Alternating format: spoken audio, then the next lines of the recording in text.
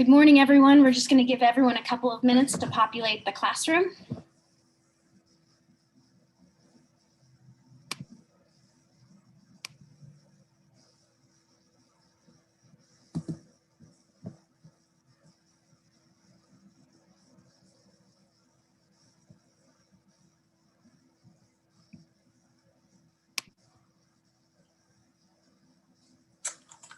All right, welcome everyone. Welcome to day 2 of the Maryland Virtual Training Institute. Today we have Grayla Reneau with us, who's going to be presenting on the IET tools. So just a couple of housekeeping items. If you would like to go ahead and introduce yourself in the chat box, we would love to know who you are and where you're from. Please make sure that you're choosing panelists and attendees for your messages. Otherwise, they'll just come to Grayla and to me. So let's see, if you're having any technical issues, you can certainly choose me and we can kind of work through that in the chat box to see if we can get you all set up. And I guess without further ado, I'm going to kick it off to my esteemed colleague from the Maryland Department of Labor, Grayla Reneau. Good morning and welcome everyone. Thank you for attending this session. Today we will be talking about IET tools, design, development, and implementation support. So when IETs were first rolled out, we found it just very complex, trying to figure out what it is we needed to do, how we were going to implement it, what were the components, how do you offer them contextually and concurrently. So there were so many questions, and we found that there was little direct guidance to help you with that. Well, we've come a long way. And so there's now quite a bit of guidance, and there are quite a few tools that you can use to help you implement your IETs. What I would like you to think of this presentation as is basically a tool belt where you have all of these tools in one place. So when I was researching, trying to learn about IETs, I had to Google sites, I went to different websites, I went to different various other programs trying to find all of this information, and none of it was in one place. So hopefully all of the things that I have here will help you by having a lot of this in one single place where you can look at it. And Grayla, before you get started, I'm going to launch the poll that asks what is the role in the program so that we can see who's joining us today. So everyone, if you would just take a moment to vote, what is your role within your program?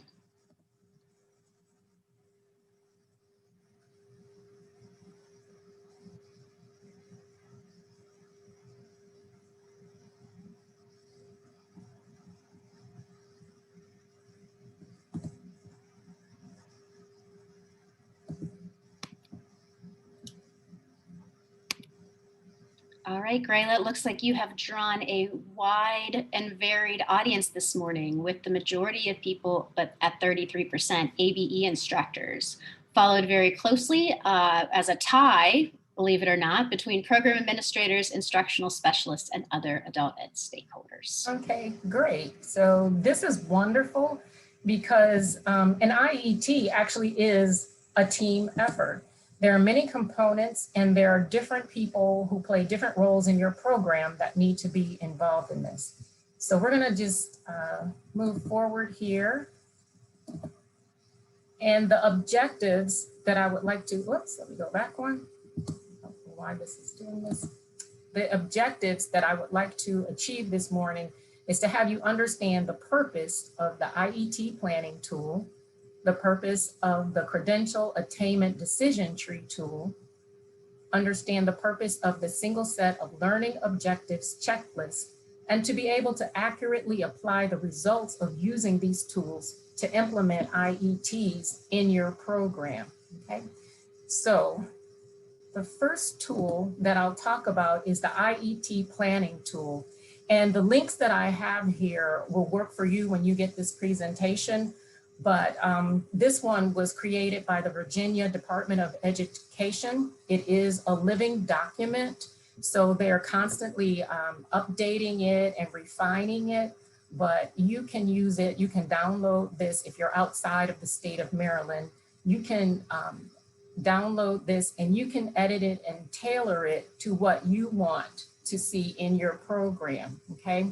It also captures a lot of the information that you would need for reporting purposes, so you'll have that all in one place. And then it helps you to organize each of the 3 components of the IET so that it ensures that you have sufficient intensity and duration for each of the 3 components. So what I'm going to do here is I'm going to move ahead and I'm going to actually show the document as we use it here in Maryland. So once again, if you're outside of the state of Maryland, you can use that link and go to the original document and download that. So here you see that it asks for different questions, the region and location where the IET is going to take place, what is your occupational career sector or cluster, who are your training partners. Some programs will partner with employers, some will partner with their continuing education department. If you're a community college, you need to identify the length of your course. So how long will it be, from what date to what date? What is your weekly schedule, when the class is going to meet?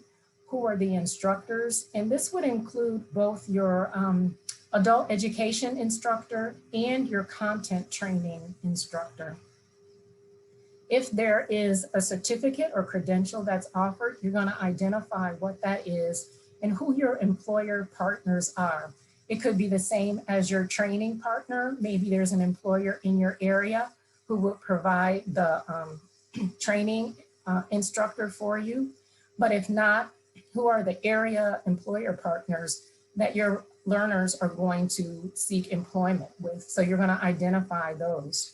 And that also gives you an idea of if this is truly an in-demand industry that your IET is targeting. And then you're going to look at the salary range for the job. And that's very important, because one of the things that we want to do is we want to get our learners on a career pathway and not just find them a job. So even you're going to start with your entry level salary, and you're going to figure out what is the range that these learners can go up to, and what are the credentials or training that they need in order to go to that higher level. Your shared learning objectives are the single set of learning objectives, and we're going to take a look at that later on in this presentation.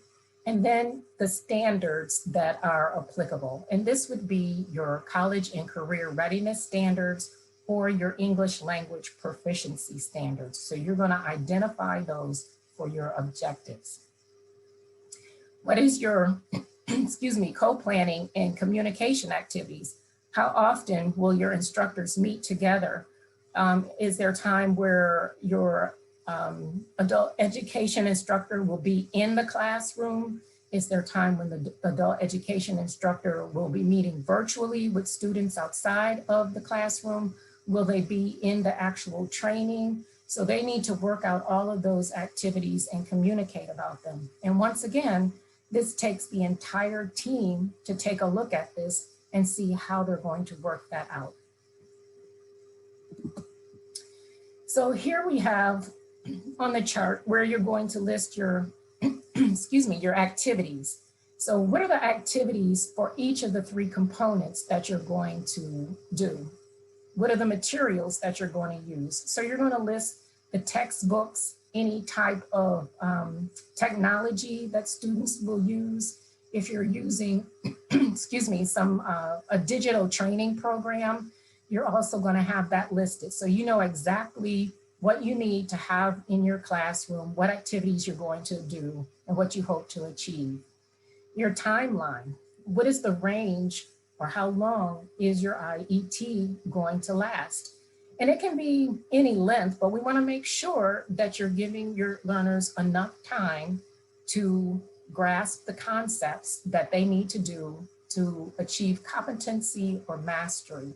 So if you have programs that are only running 6 weeks, you might want to consider, is that long enough? Do we need to stretch this out a little longer? Or should we be offering training that takes more time?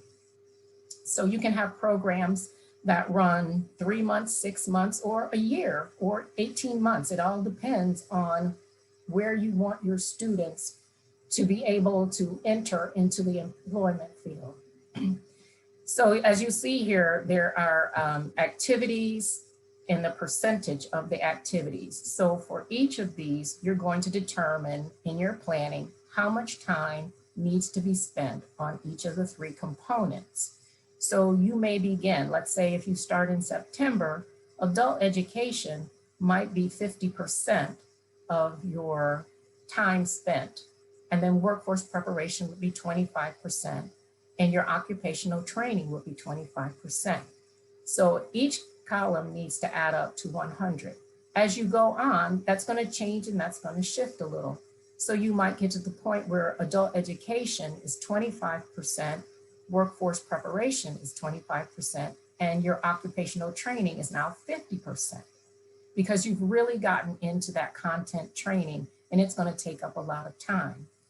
You may go on and eventually the training might be 75%, where you have adult education being maybe 13% and workforce preparation 12%. But once again, it's all going to add up to 100, but it determines on the occupation that you're training for and the planning between the team. This also will capture your students. You will capture the funding source that you are using to fund your students, because you may have some students that are funded through ABE, ESL funds. If you're doing this for IELCE, IET, you would identify the funding source for those students. If you have a foundation or an employer who's willing to pay for part of the content training, you're also going to identify that. So when you're reporting your funds that were used, you have all of that in one place. So now I'm going to go back because I want to take a look at some of the other documents. So we also had a lot of questions about credentials. What was reportable? What was not reportable? Did this certificate count? Did this certificate not count? And in my opinion, there was little guidance that was given to let us know exactly what you could report. So the US Department of Education and the US Department of Labor partnered together and they developed the Credential Attainment Decision Tree Tool. And I just want to briefly show this to you. I'm not going to go through the tool, but this is what it looks like. The website that you would go to.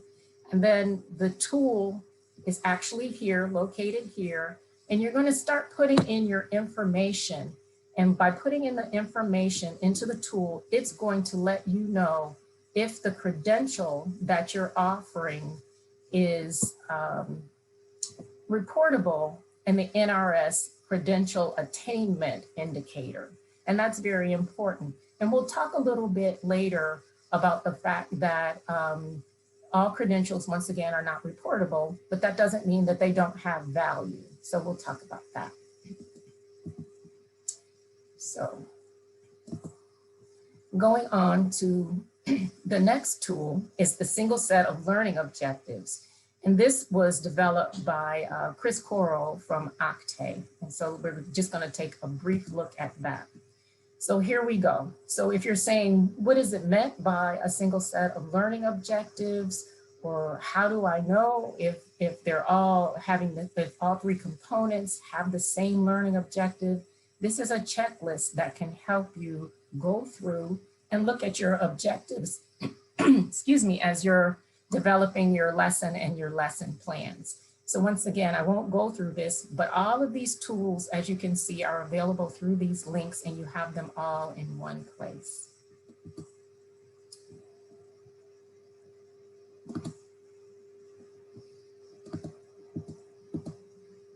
So what are the 3 components of an IET? I'm sure most of you out there already know what these are. So it's adult education and literacy activities. And these are occupationally contextualized reading, writing, speaking, and numeracy skills. And it is important that you understand that they are contextualized to the occupation. Grayla, I don't mean to interrupt, but we aren't able to see your slides right now. Oh, okay. I'm sorry. No problem. So let me go back.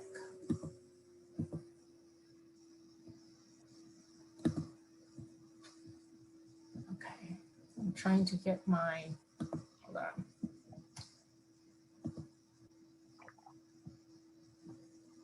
My shared screen back up. Oops.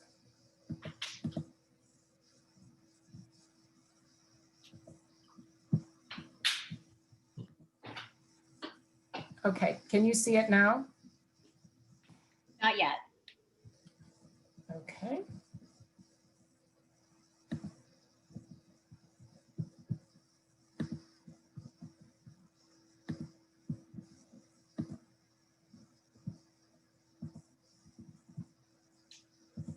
There we go. Okay. Perfect. Sorry about that. So adult education, whoops. Adult education and literacy activities that are occupationally and contextually geared towards your reading, writing, speaking, and numeracy skills. Workforce preparation, and these are also known as soft skills. So you want to incorporate digital literacy, critical thinking, interview skills, resume writing, and collaboration or teamwork. So in your training, you're going to be helping your learners work in teams so that they understand how to share responsibilities, how to delegate responsibilities. These are all important in the workplace. And then your actual workforce training or the content skills that your learners will be learning. So how must these components be provided? Well, contextually and concurrently. So your workforce activities, adult education activities, and workplace preparation activities are all going to be offered concurrently. So we also found there was some confusion about what that meant. So when we looked at the IET planning tool and you saw where you're going to put in the percentage of time that these are going on, these are all being offered together. So you would not, for instance, do adult education, and then when you're finished with that, then offer workplace skills, and then when you're done with that, go into the workforce training. They're going to be offered all at the same time, so they're combined. Then once again, it must be for a specific occupation or occupational cluster, have the single set of learning objectives, and also, if applicable, you're going to apply the college and career readiness standards for adult education. And there is a link here for you to look at that, or the English language proficiency standards. And then the link is also here for you to take a look at that, so that when you're filling out that form, once again, you have all of these things in the same place and can easily access them. So let me check, do we have any questions at this time so far? Grayla, we have a question from Melanie. Okay. Asks, would this include partnering with our local Department of Labor Job Center office remotely? Yes, that would be fine. You could do that. So you're going to bring them in and see what it is that they can offer as a part of your planning, and as what they can offer as far as services to your learners. So if they can do job placement, once again, you want to bring them in and have them understand exactly what an IET is, what the training consists of, and what your participants are going to be qualified to do at the end of that training. And then that way they know how to approach your employers and tell them, we know that these participants from this program are ready to enter your workforce because they've had this particular type of training. And it can be done remotely. So the next tool that I talked about was the Credential tree attainment tool. And when I first looked at this, I said, what is a decision tree and why would that be important? So decision trees provide an effective method of decision making because they clearly lay out the problem so that all options can be challenged. They allow us to analyze fully the possible consequences of a decision and provide a framework to quantify the value of outcome and the probabilities of achieving them. So this is as it pertains to certificates and credentials.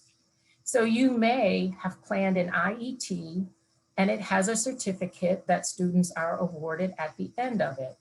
Some certificates are not reportable for the NRS table indicators. And so you want to know if your credential is reportable. If it is not reportable, you still want to make a decision about whether or not you're still going to offer a particular training, because that training may have value in the industry.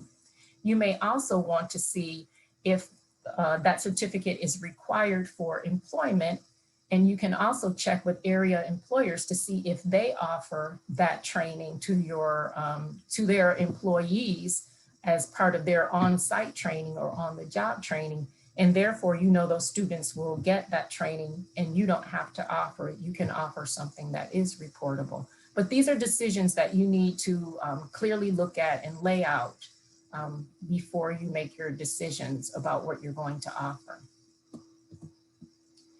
So once again, some of the decisions you may need to make. So IETs that do have a credential should be vetted through the credential decision tree tool to see if the credential is reportable in the credential attainment indicator in the NRS tables.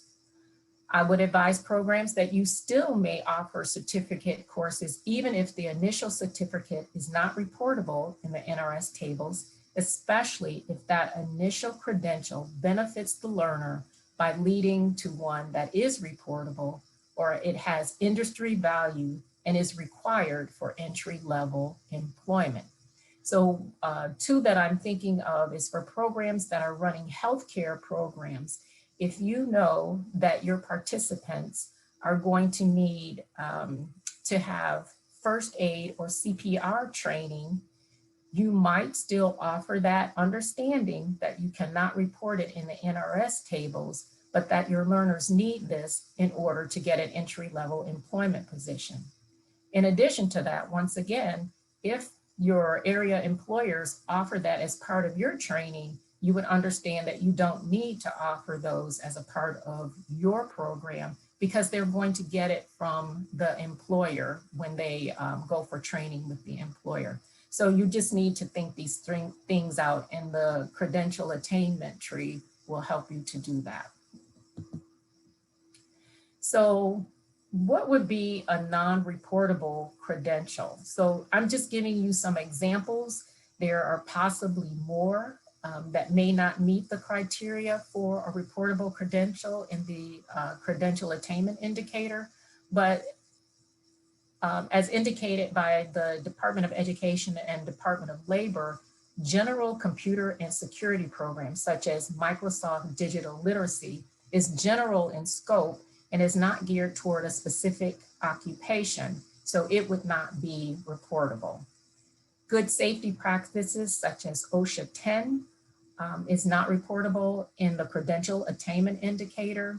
Good hygiene and health practices such as Serve Safe and work and career readiness certificates such as work keys. But once again, keep in mind, these may have value in the industry, and so you would need to make a decision as to whether or not you're going to offer these, or if you're going to partner with an employer or another agency that would offer these so that your learners get them, and then you would not need to offer these yourself. But you certainly could do that. You would just need to make that decision. There is a link here down at the bottom, and this is to the webinar that was presented by the Department of Labor and the Department of Education that walks you through the credential attainment decision tree.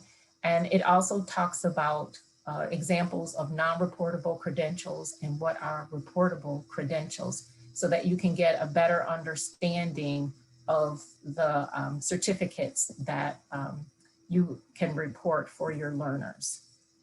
So I'm going to stop there to see, do we have any questions about anything else? Okay. I'm going to move on. So let's talk about the single set of learning objectives. So what is the definition of a single set of learning objectives? And this is defined by CASAS. So it is a set of statements that identifies specific adult education content, workforce preparation activities, and workforce training competencies, and indicates how they are organized to function cooperatively. Okay. So once again, we have these three components. They must work together and they must have the same learning objectives, even though they are different components. So some single objective examples. So these are ones that I just kind of looked up and I geared them towards CNA, GNA, warehouse logistics, or IT, because a lot of programs choose these occupational sectors to offer their IETs in. So you could say at the end of this lesson or at the end of this week, depending on how you have set up your lesson structure, students will be able to describe orally and in writing best practices for performance compliance within industry standards. That's very general, and you would tailor it to whatever your occupation is. So it would be best practices for performance within the healthcare field, or best practices for performance in the IT field, or in skilled trades, or whatever it is that you're offering. And then you would have them also, I had another objective that you could have is to accurately record patient interactions, which would be for your CNA, GNA program, or PCT program, or any of your healthcare IETs that you offer. Processes, layout, and flow you might have for your warehouse logistics. So you're going to have your participants figure out how would they set up a warehouse so that it runs efficiently. How are they going to set it up so that you are getting your products out of your warehouse and into and delivered to their customers in a manner that is very efficient. And you talk about for IT, it would be the functions of and security issues of diagnosed issues within a computer network. So these were just examples that I came up with. And now we're going to take a look at how these objectives are met through the three components. So we want to look at what are the workforce training skills. So industry standards for any of them would be workforce training. So what are the legal and ethical standards in patient care for CNA, GNA? What are the logistical efficiency and quality control issues for warehousing? Being able to troubleshoot and correct issues affecting network connectivity and security issues for IT.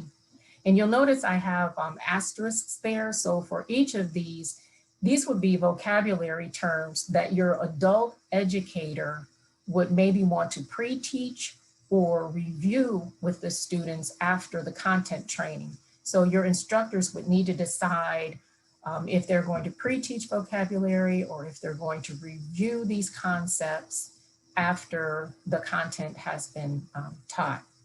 So what are the adult education or ESL literacy skills that are here? So contextualized reading, numeracy, oral skills, pronunciation, writing skills, and these would incorporate your English language proficiency standards and your college and career readiness standards. So once again, those documents have a link within this presentation so that you can look those up and find them easily in order to make sure that you are including these in your lesson. And then what are some workforce preparation skills that were included? So communication and documentation. So once again, it's speaking and it's writing. critical information according to industry best practices. So you have accurate communication skills, critical thinking skills, and you could incorporate digital literacy skills, because most of the time now, whenever we're reporting information or recording information, we are doing it through digital means as opposed to writing things out. For CNA, you could also have your students who are taking a patient's vital signs. What communication skills do they need to have in order to put that patient at ease, and just to inform them of the process of what is going to be happening during their time together. So that is something else that fits into your workforce preparation skills, okay? Also, having our students be able to communicate to coworkers or supervisors when there are issues that are happening within the workplace. So they may need to report an issue that has come up in the workplace. How can they do that effectively? So those are all part of the workforce preparation skills.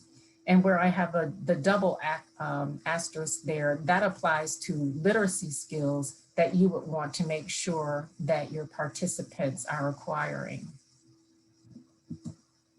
Okay, so at this time, I would like to ask you, how would you measure, because we need to be able to measure all of these different skills that our students are learning. What are some ways you could measure, describe, or record? So what are some activities you might have your learners do that would show you that they either have gained competency or mastery of the skills that you are teaching them?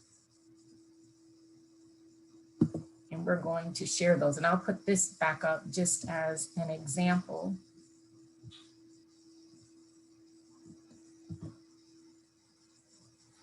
Okay, so I see complete a chart. Yep.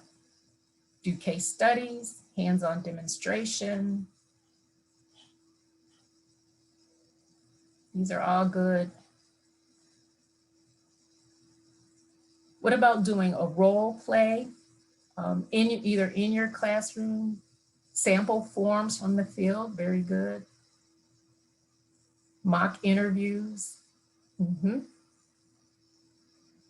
Pre or post survey, quiz.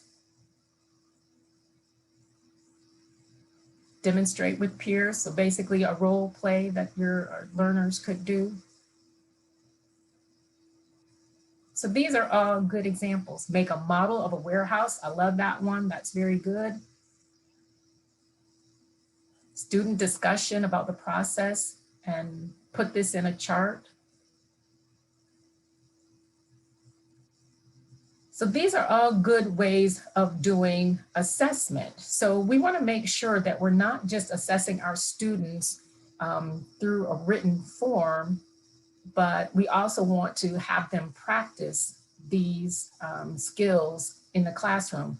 And we can also do this virtually. So you can use a breakout room to have students meet together and then come back and demonstrate for the class how they interacted. Okay, Linda says demonstrate how to talk to CNA clients, family members in charge. That's also an important skill. How do we relate this information to people who maybe aren't the direct recipient of the services? So that's important also. So good.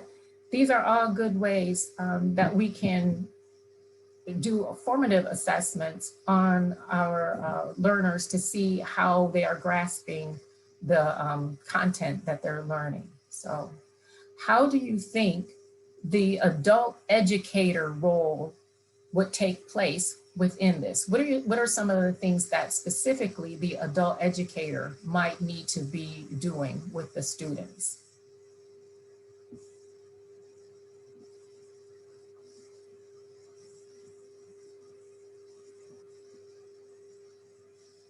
So I had mentioned pre-teaching vocabulary, okay. Facilitator, mentor, coach, yep. Facilitating the process, reviewing relevant vocabulary.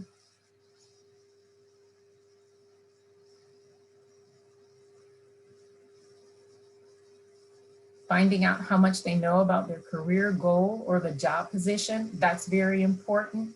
So for programs who also have transition specialists or career navigators, they also need to be a part of your team, because once again, they need to understand how your IET program takes place, what the training consists of, how well your students are going to be in line with industry standards, so that when they are trying to find employment, they know exactly what to tell area employers and how to help our participants develop interview skills.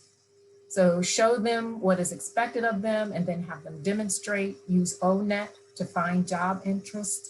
That's very important. That's one of the things that you all need to really look at when you're planning your IET. Is there demand in your area for the particular occupation? And is there enough student interest in order to run that IET? Because there are lots of good ideas for running IETs, but if you are targeting jobs where your participants might have difficulty finding employment, or if there's low student interest, then your IET would not be the success that you would like it to be. So those are all things that are important. So once again, as Melanie mentioned, reaching out to your area workforce development board, reaching out to area employers, finding out what it is they're looking for in the people that they're going to hire, and partnering with them so that you are giving your learners the skills that the employers are looking for specifically. That's going to give them a head start in their job search and in their career pathway.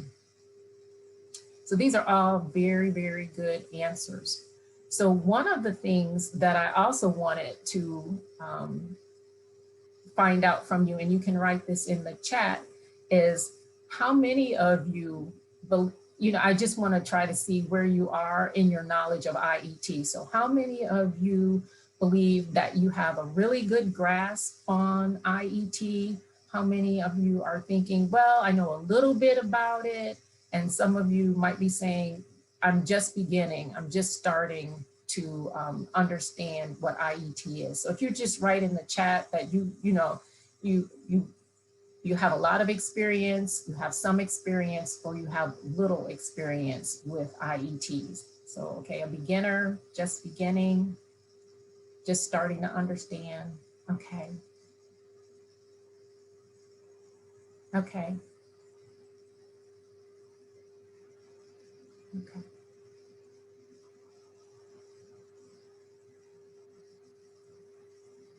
All right. So very good.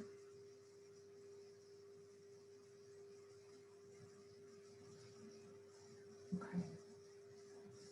So what I'm seeing in the chat is just reinforcing that there's still so many questions about this complex concept.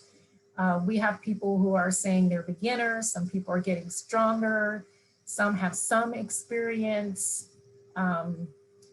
some are trying different IETs and not finding success with them. So if that's your experience, if you've tried to run an IET but have not had success with them, can you put in the chat what you believe were some of the issues that caused it to not be a successful experience? Okay, we have some people with no experience with IETs. Okay, yes, lots of moving parts. That is true. There are lots of moving parts to this, and it is complex. Oh, COVID, yes, definitely. And finding participants. Okay. So once again, not enough students interested in a given field. Okay, high expectations from the state, finding enough students to justify the cost of the class, difficulty moving students, let's see, finding IETs that benefit the whole class, involvement of stakeholders. Yes, time and commitment involved from students, it does take a lot of time. And low-level ESL students, okay.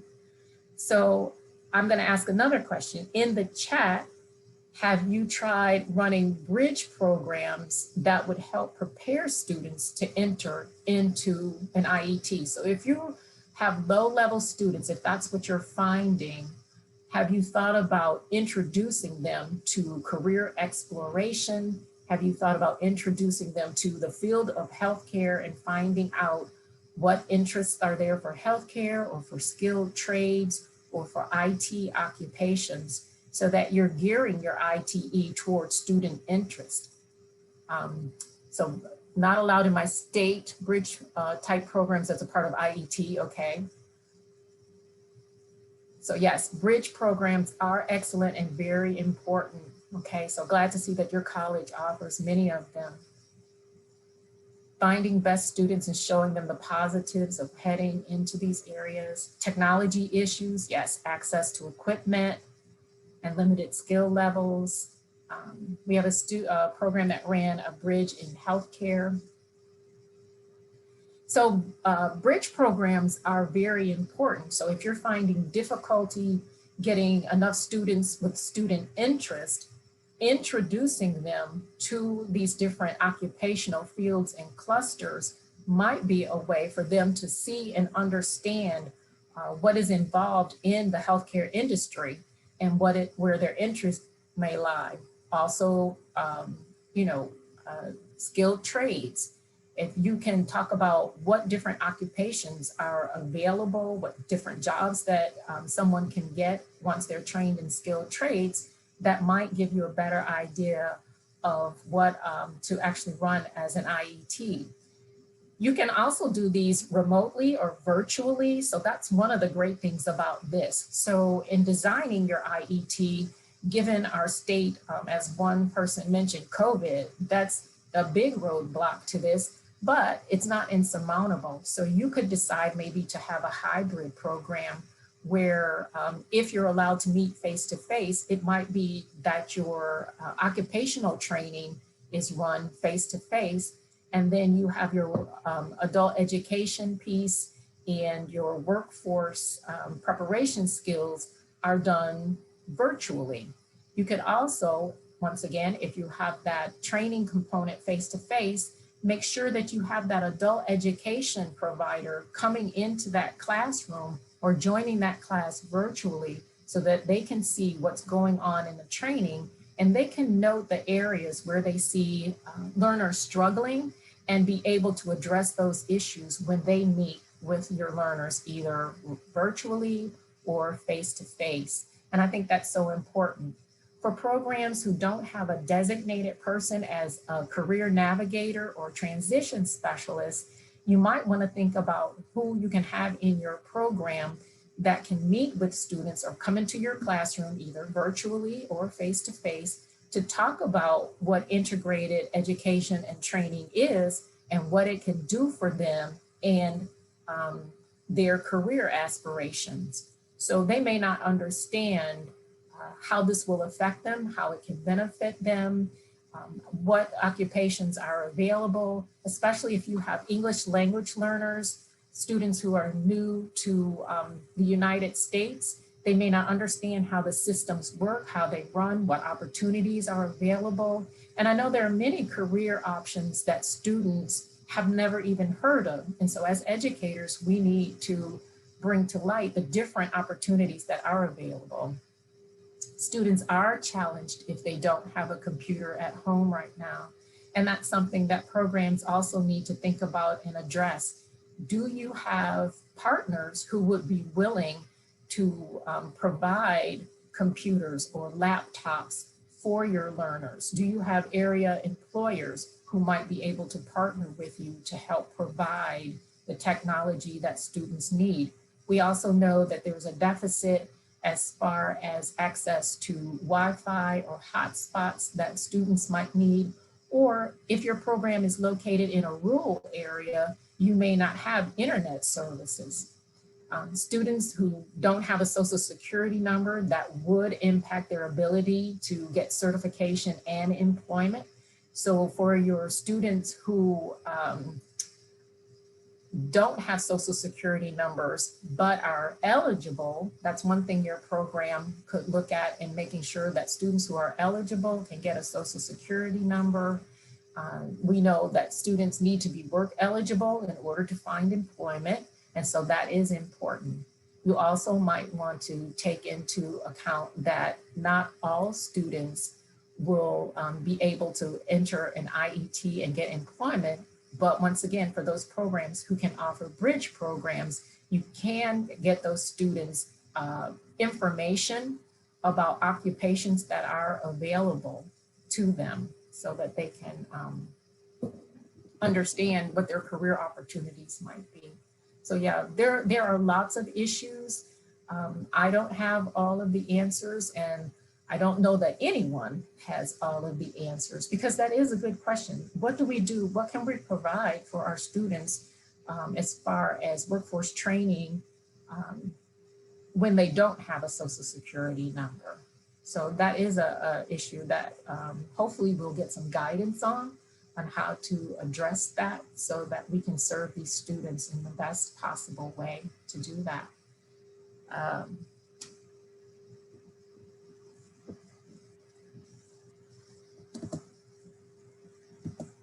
So that's what I have for you. If you have questions about anything that I presented today, feel free to ask it at this time. I want to thank you for your participation. And I hope that the presentation, which I'm calling a tool belt, I hope you'll find it helpful, having all of these links to the different information and tools in one place. Can you run a bridge program more than once? I would think that you can run a bridge program more than once, because you would either be running it with a different set of students, or if you felt that your students who were in your first bridge needed more training or more information, you can just extend that bridge. You can decide the term and how long you're going to run your bridge programs in your IETs. So. Grayla, I don't know if you saw it. We have a question from Lori that just came to the panelists. It says, as far as LACES, for LACES purposes, would we only track attendance hours for the adult ed classroom portion, or is workforce prep included in the adult ed classes? You would track hours for, it would be the entire thing. So once again, this is contextualized and concurrent. So whatever hours your students are either getting adult education that is contextualized, once again, the workforce preparation, the workforce training, all of those hours count in your IET. So they're reported for the IET if you're actually running an IET, or even if you're running a bridge, any hours of instruction will be reported.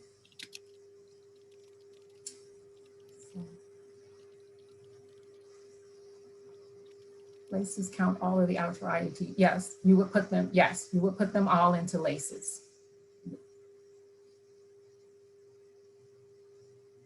All right. Good. I have my contact information up. It will be a part of the slides when you get it. So if you have questions, let's see, you can certainly contact me, and I can, if you have something that's specific to your program, if you're in the state of Maryland, of course, certainly contact me. If you're outside of the state of Maryland, you would certainly need to talk to your institution and whoever your is in your state that is overseeing your IET program. So thank you. And I thank you that you found the information helpful, and I hope that you will use it to implement your IET program. Thank you so much, Grayla. Such valuable information. So just a couple of points. There is a proof of participation link in the chat box. We ask that you only complete one after you've reviewed all the sessions that you're going to this week. There's also a link to the feedback survey. We desperately want your feedback on the Virtual Training Institute and ways that we can make it better. You will also be prompted when you leave this meeting to complete that. And I guess my last point would be that all of the recordings and the materials from the presenters will be available on the Adult Ed VTI site by the end of the year. So Thank you so much for your participation today. Thank you, Grayla, for sharing your valuable information. And we look forward to seeing you in a future session.